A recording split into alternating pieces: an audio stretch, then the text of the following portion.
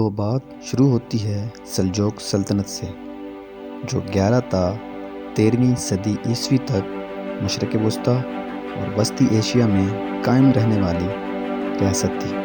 اس سلطنت کا قیام تغرل بیگ کے ہاتھوں 1037 میں ہوا۔ اس سلطنت کے شمال مشرق میں وسیع منگول سلطنت، مغرب میں عیسائی بازنطینی سلطنت اور جنوب مشرق میں مسلمان ایوبی سلطنت قائم تھی۔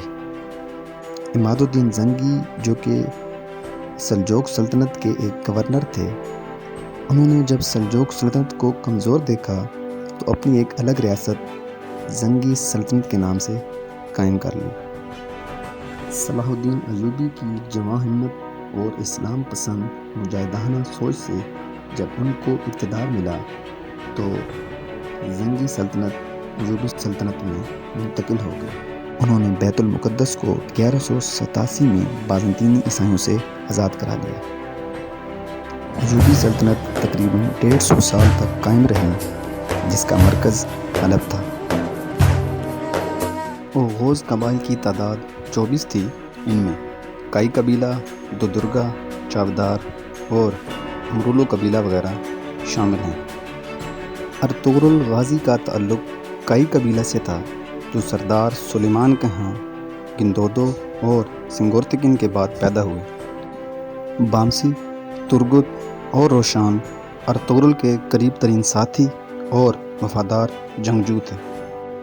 کہانی کے آغاز میں سلجوق سلطنت پر سلطان علاء الدین کیقوباد کی حکومت ہے، جبکہ حلب میں ایوبیوں کے حکمران امیر العزیز۔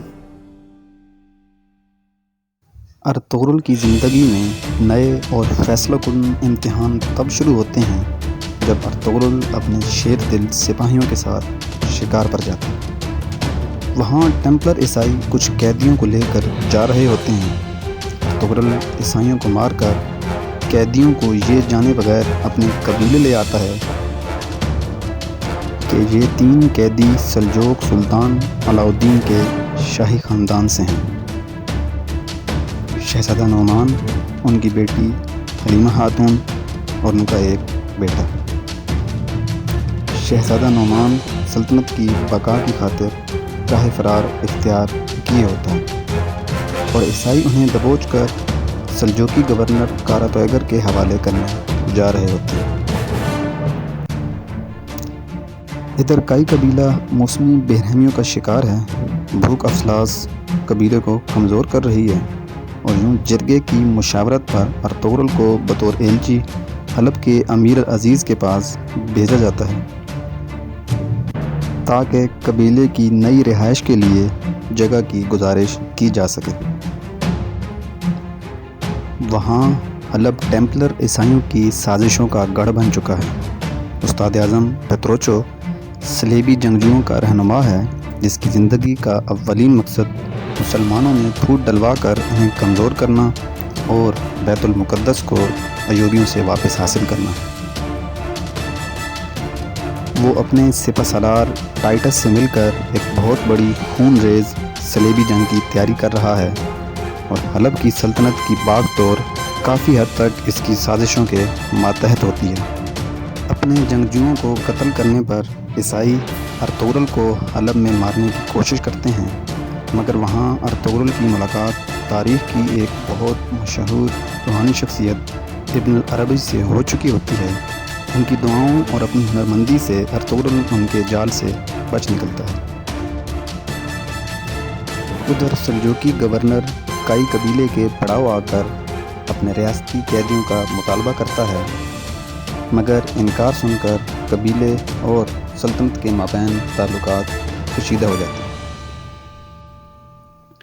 شہزادہ نعمان اور حلیمہ سلطان حلب روانہ ہو جاتے ہیں اور امیر العزیز کے مہمان بنتے ہیں۔ صلیبی اپنی سازشوں کے گٹھ جوڑ سے حلب کے وزیر اعظم شہاب الدین، جو کہ امیر العزیز کے ماموں ہیں، کو بے بنیاد الزامات کی مد میں پھانسی کے پھندے تک لانے اور سلجوق سلطنت کے خلاف کھڑا ہونے اور مضبوط بننے کے لیے حلیمہ سلطان سے نکاح کرنے پر آمادہ کر لیتے ہیں۔ مگر ارطغرل اپنے جانبازوں اور ایک سلجوقی جاسوس آفشین سے مل کر ان تمام سازشوں کو ناکام بنا دیتے ہیں، اور یوں حلب کے امیر العزیز کو اپنی غفلتوں کا اندازہ ہو جاتا ہے، اور امیر العزیز کا محل کافی حد تک صلیبیوں سے پاک ہو جاتا ہے۔ اتنی آزمائشوں میں کامیاب ہونے کے بعد کائی قبیلہ آخرکار حلب کی سرزمین پر آباد ہو جاتا ہے۔ پھر بعد میں صلیبی ایک اور حملے میں ترگت کو اغوا کر کے اسے اپنے قلعے میں قیدی بنا لیتے ہیں اور اس پر طرح طرح کے ظلم ڈالتے ہیں۔ ارطغرل عیسائیوں کے مذہبی رہنما کاردینال تھامس کو اغوا کر کے بدلے میں ترگت کو بازیاب کرانے میں کامیاب ہو جاتے ہیں۔ کائی قبیلہ جہاں بیرونی مسائل کا شکار ہے، وہیں اندرونی ناچاکیاں بھی قبیلے کو کمزور کر رہی ہیں۔ قبیلے کو سلیمان شاہ اپنی بہو سلجان اور ارطغرل کی سازشوں کا بھی سامنا رہتا ہے۔ سلجان کا والد جرگے کا اہم سردار تھا، مگر بغاوت کرنے پر سلیمان شاہ اس کو موت کے گھاٹ اتار دیتے ہیں، جس وجہ سے سلجان اپنے باپ کے بدلے کی طاق میں رہتی ہے، اور ارطغرل سرداری کے لالچ میں صلیبیوں سے گٹھ جوڑ کر کے سونے کے عوض قبیلے کے کچھ سردار اور سپاہیوں کو خرید کر اوتاق پر قبضہ کر لیتا ہے۔ جب ارطغرل ایک مہم پر جا چکا ہوتا ہے، پھر اپنی ہوشمندانہ صلاحیتوں، منطقی دلائل کے زور اور ترگت کی مدد سے جرگے میں ہی سرداری واپس چھین کر ارطغرل کو اس کے انجام تک پہنچا دیتا ہے، اور سلجان بعد میں اپنی ماضی کی غلطیوں سے پشیمان ہو کر ابن العربی کے ہاتھوں بیعت ہو جاتی ہے اور توبہ کر لیتی ہے۔ ٹیمپلرز کے بڑھتے مظالم کا قلعہ کما کرنے کے لیے سلیمان شاہ اپنے بیٹوں اور قبیلے کے تمام بہادر جنگجوؤں کے ساتھ قلعے پر چڑھائی کا منصوبہ بناتے ہیں۔ قلعے کے مرکزی راستے کو بند کر کے اور دہلی امیر لوہار کی مدد سے خفیہ سرنگ سے داخل ہونے میں مسلمان فوج کامیاب ہو جاتی ہے۔ تمام عیسائیوں کو مار کر مال غنیمت ضبط کر لیا جاتا ہے۔ اس جاں فشن کارنامے پر اوغوز کے تمام قبائل سرداران ایک سرائے میں اکٹھے ہو کر سلیمان شاہ کو مبارکباد دیتے ہیں، اور سلجوقی سلطنت کی طرف سے مبارکباد ایک سلجوقی امیر کاراتائے کی زبانی پہنچائی جاتی ہے۔ وہاں پر آفشین ارطغرل کی ملاقات ترکوں کی ایک تاریخی تنظیم سفید داڑھی والوں سے کرواتا ہے۔ کہا جاتا ہے کہ یہ دنیا کی قدیم ترین جاسوس ایجنسی ہے۔ یہ اتنی طاقتور تھی کہ سلطنت بنانے اور گرانے میں اسی کا ہاتھ ہوتا تھا۔ اوغوز خان سے لے کر علاؤالدین تک تمام سلاطین کی تقرری انہی کی مرہون منت تھی۔ سرائے سے واپس قبیلے جاتے ہوئے انہیں شام کے ایک دریا یوفریٹس کو پار کرنا ہوتا ہے، اور سلیمان شاہ دریا میں گر کر شہید ہو جاتے ہیں۔ سلیمان شاہ کے بیٹے ان کا مقبرہ دریا کے کنارے وہیں پر تعمیر کر دیتے ہیں۔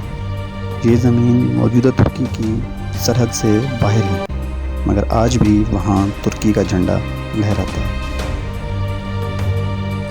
قبیلے کی عارضی باغ ڈور حائمہ خاتون سنبھال لیتی ہیں۔